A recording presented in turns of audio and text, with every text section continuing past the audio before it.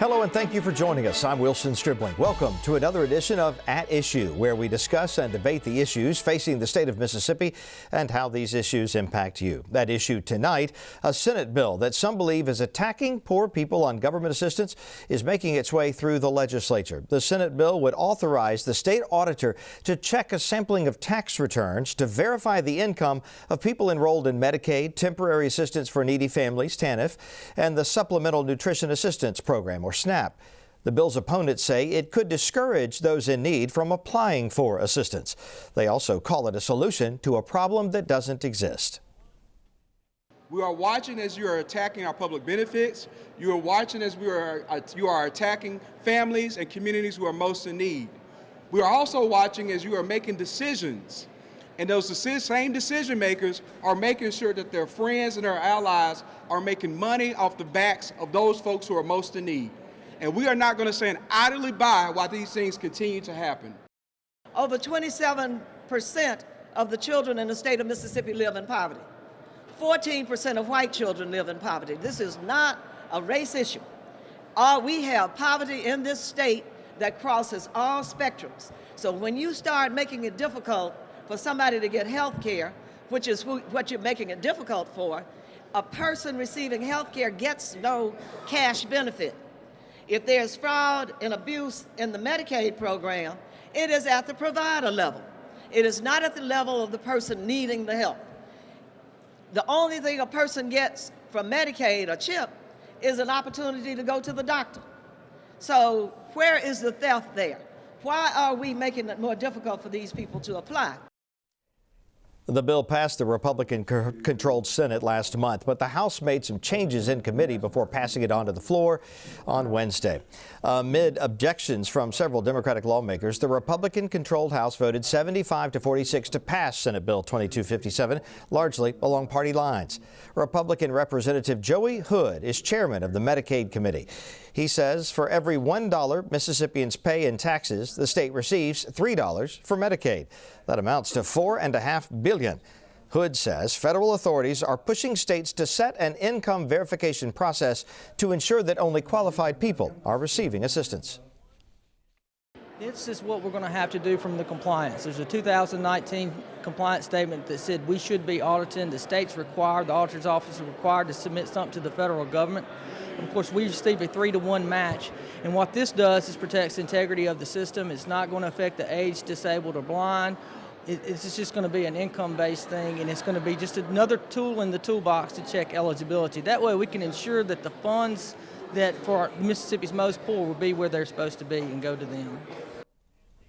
Representative Robert Johnson is a Democrat from Natchez. He says the state division of Medicaid told him they don't accept tax returns as proof of an applicant's income. He says they use paycheck stubs instead.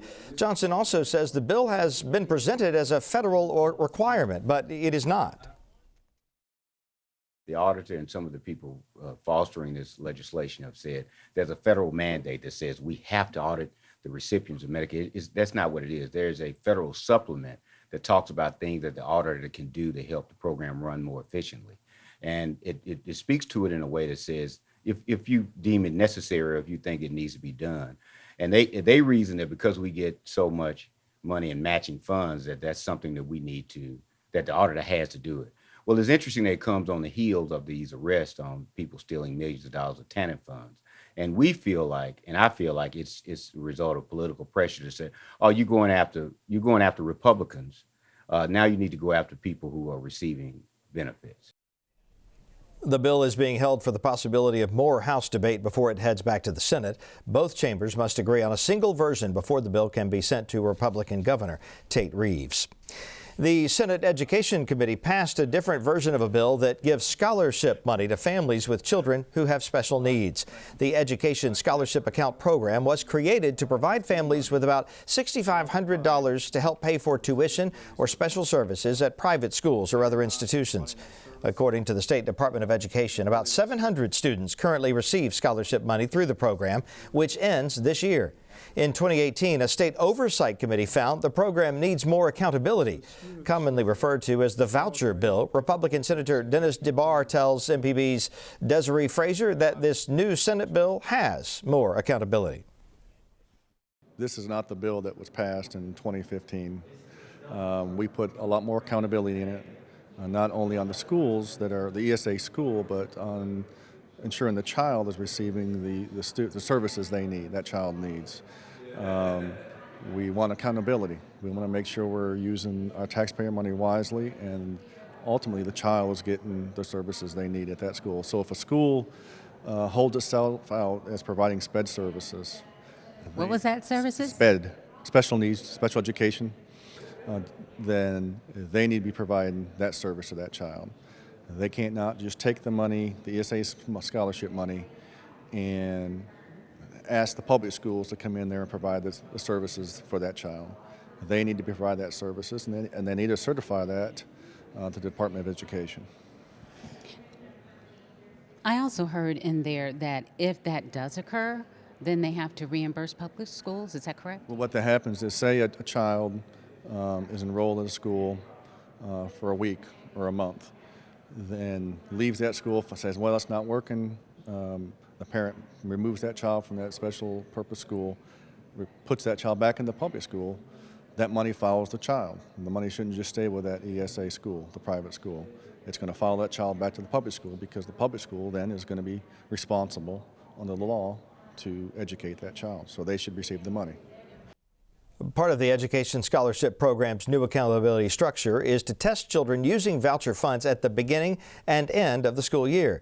The results will be submitted to the State Department of Education to measure the level of progress in the program. Pete Smith is with the Education Department. He says records will also be made public.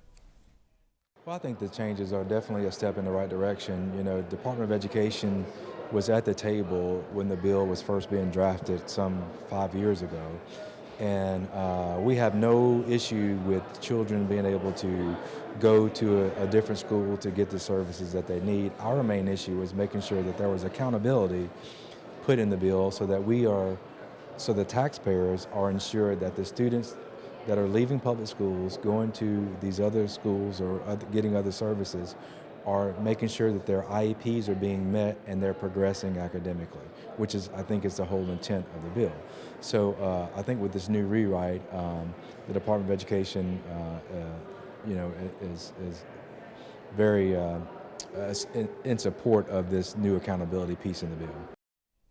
Lawmakers say revisions to the bill will also stop funds from going directly to parents unless proper documentation is provided, and only schools accredited by the Mississippi Department of Education can accept voucher money. Now the measure goes to the Senate Appropriations Committee for further review.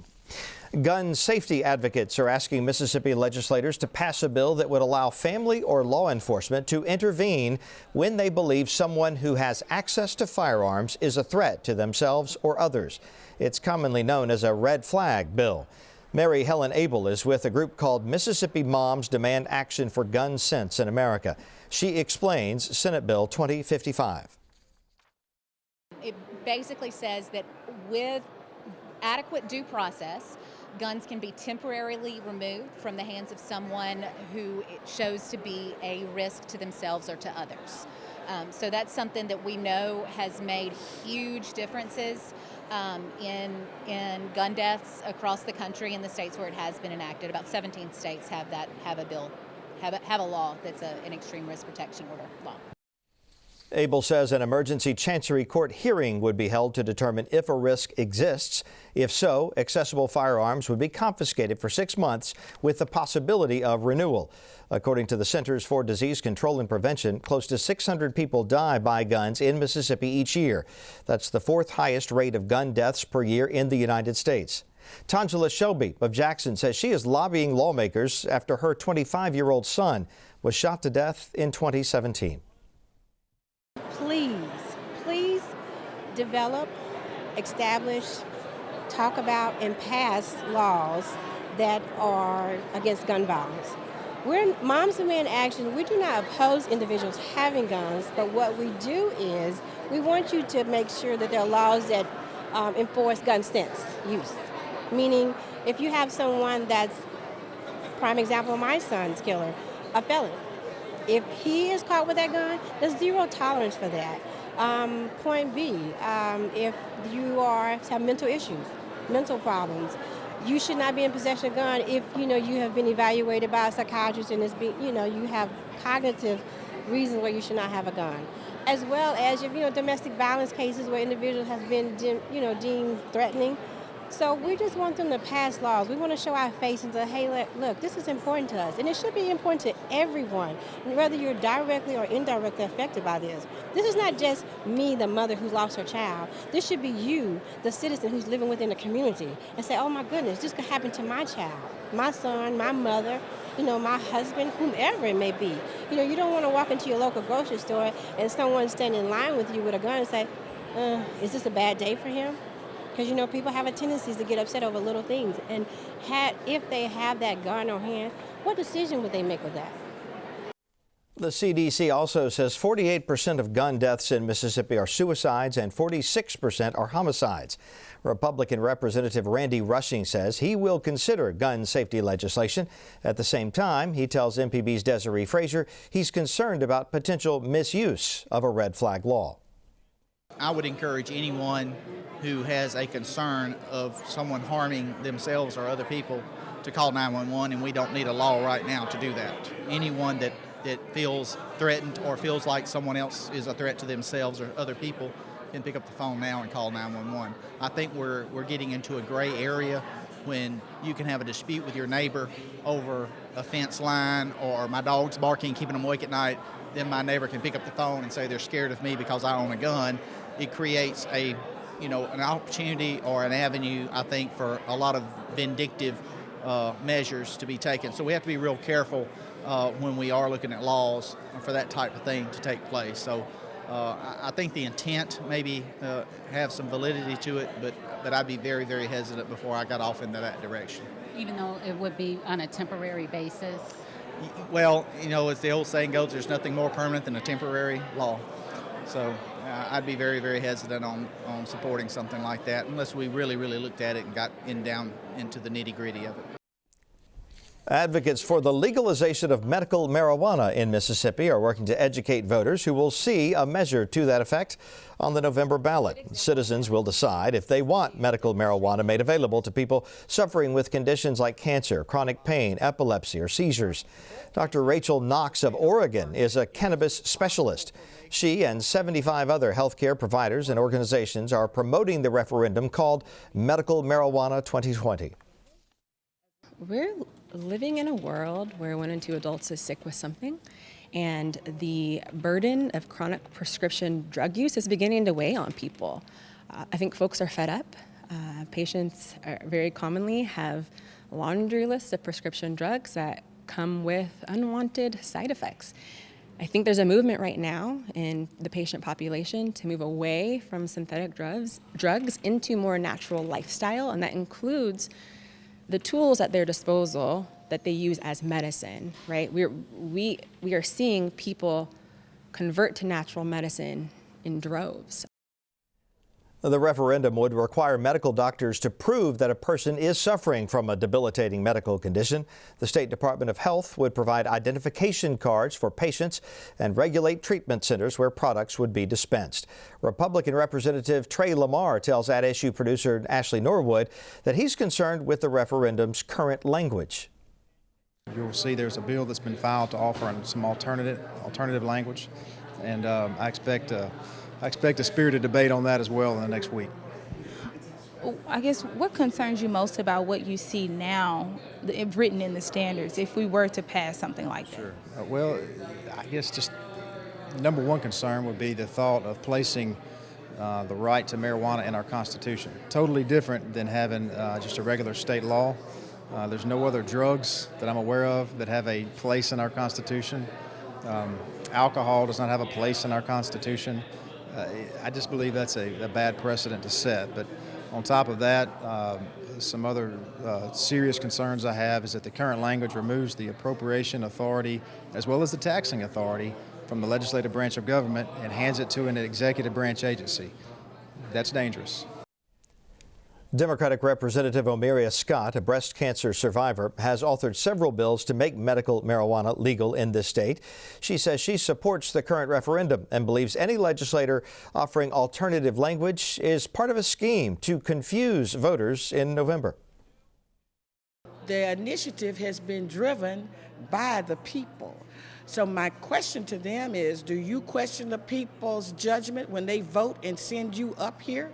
To me, we're questioning the people's judgment who have gone through all of these rigors to get this initiative done. Now, what the initiative will allow is for the citizens of the state to speak.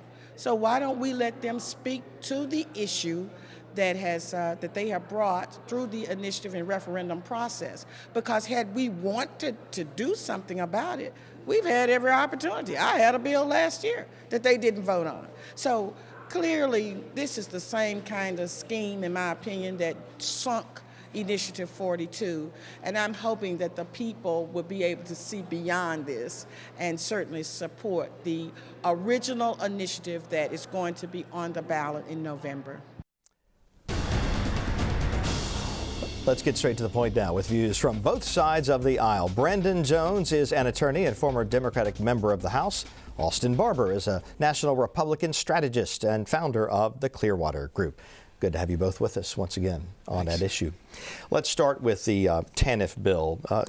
Brandon, this reminds me in some ways of the opposition we got to voter ID in Mississippi, where the perception is you're putting a barrier between the people and the thing, and also you're attacking a problem that doesn't exist. Do you see some parallels there? Yeah, I think the analogy of a solution in search of a problem works here. We heard a lot of references to a federal mandate. It appears that that's not actually the case, that it was urged but not something that's required. But what's more stunning, I think, than anything else about this program is this comes just days after the head of a department in the Mississippi government was arrested, along with many of these top-line employees, for stealing TANF dollars. And then rather than do anything that would make that outcome less likely, they go after recipients. And so I think it's a wrong-headed proposal that attacks, frankly, our most vulnerable citizens. And let's add this data on top of it. Mississippi has one of the highest rejection rates for those individuals and families who apply for these services. So now we're adding another hurdle to it. It's almost as if the state is saying we're doing everything in our power to make sure that these funds don't reach the folks who need them the most. And I should say this, I'm a policy director for the Southern Poverty Law Center. We care deeply about this issue. I joined in that press conference the other day. It looks like the bill's going to pass. There are several other bills in this area. I'm hopeful that maybe those won't make it quite this far. Yeah, that makes my stomach hurt that you said that, because I cannot believe, and I don't want to believe, that there are people that are in my party or that are in your party or that are independents that would say we don't want these TANF dollars, federal dollars, to get to those that really need it. Because that's the purpose of this. And I thought Joey Hood said it really well, who was the chairman of that committee, and I was not in that committee meeting, and I'm not as up to speed on this issue as you are, but I'm sort of looking at this from a common sense approach, where Joey said, this money is for really poor people, okay? And our goal is to make sure that we've got as much of this money as we possibly can have that gets to the people that need it. And I'm pissed off about what happened at DHS. And there are a lot of people that are. And when that case goes to court and gets fully vetted, we will see what happened. And those that were involved, if they're guilty, I hope they serve the maximum penalty there, because that's gross and it's obnoxious, and we should, and it's beyond selfish. And obviously it's greedy. There are a lot of poor people in Mississippi who need this help. And whether you're or someone who is applying for these dollars, or you're running a program that's using these dollars to help people, I think you should be fully vetted to make sure that the dollars are going where they're supposed to go. And I certainly hope that there's no one who really thinks, let's just keep as much of this money as we can and not get it to the people that need it. Because as a Republican, I do truly believe in safety net programs for those who truly believe it. Sorry to get on my horse there a second, but most of that was pretty good, Austin. Well, thank you. That's a shock. You said you would give me credit for anything. Let's move on to another topic then now. Red flag laws Austin, any legislation in Mississippi typically that has anything to do with gun control meets stiff opposition. Do red flag laws, would they likely meet the same fate here? Yeah, I think it's DOA. I mean, I can't remember if it was Lieutenant Governor or Speaker. Somebody in leadership said this bill is basically DOA. Look, this is another issue that really matters, particularly with the news that we have. I don't want to use this term constantly, but it's a lot of these mass shootings or individual shootings or whatever it is when someone's murdered. And sadly, these are people that have mental health issues that do have access to guns. I don't know what the best process is for that. I do have concerns, just like the chairman of the committee, Chairman Rushing said, I do have concerns to make sure that we don't get into a situation to where people's rights, and we do have the Second Amendment as part of the U.S. Constitution that allows me to have the right to own a gun. I am concerned about that. There is this balance, though. We do have to make sure that, we are focused on those with mental health issues and making sure that their access to guns is as limited as possibly can. So it's a tough issue. It ain't going to happen in one legislative session. It's something that we should seriously look at, no different than tax reform or Medicaid reform, those kinds of issues, to figure out what's the best way to attack it. Austin, I feel like this proposal is more narrowly tailored than some we've heard in the past, and probably is on a trajectory towards a better outcome than maybe things we've seen before. Guys, it's no secret here. The gun lobby is a multi-billion-dollar industry and lobby, and they have infected every aspect of our politics at the national, state, and local level, such that regulating anything in this industry is like the third rail of American politics. And so it's a very difficult political space to wade into. But when you think about it, we already regulate whether or not you can drive a car if you're proven to be unsafe on the roadway. Nobody makes the arguments we heard Representative Rushing make. We regulate all variety of access to medications, all variety of access to a whole host of things.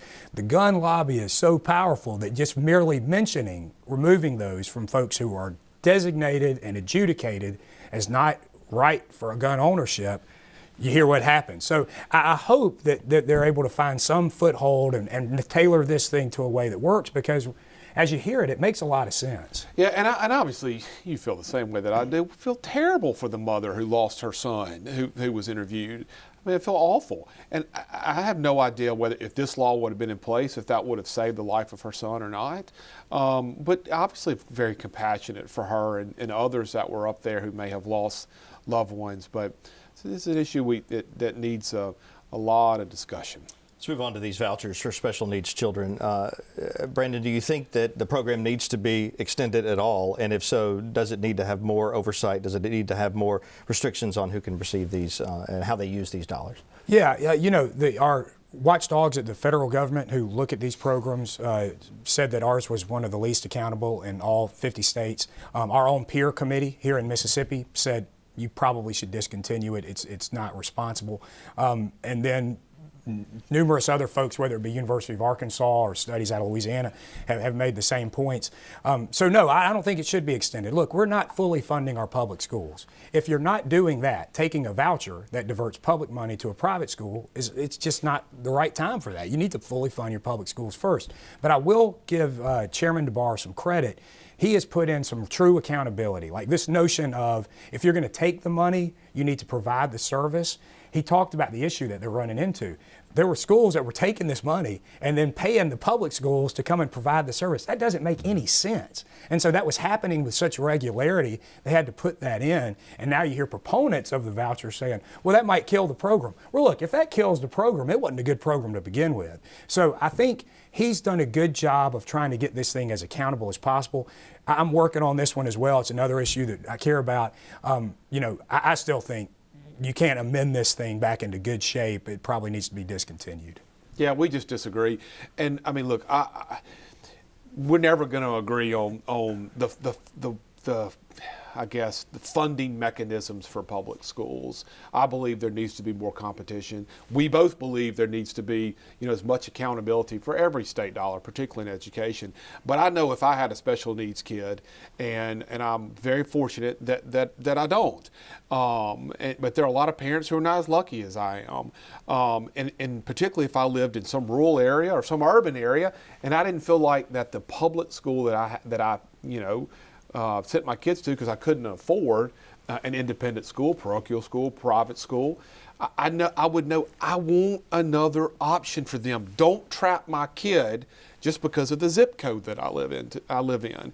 But I think it's great that Dennis DeBar is fighting to make sure we have the right program with as much accountability as we possibly can. We shouldn't go shelve this just because the first 3 or 4 years there were some issues with it. It's a good program. It makes a lot of sense. Let's just continue to make it stronger and better. Another amendment they didn't mention, Chairman DeBar's vice chair is David Blunt, and he amended it down from a 10-year repealer to a 4-year.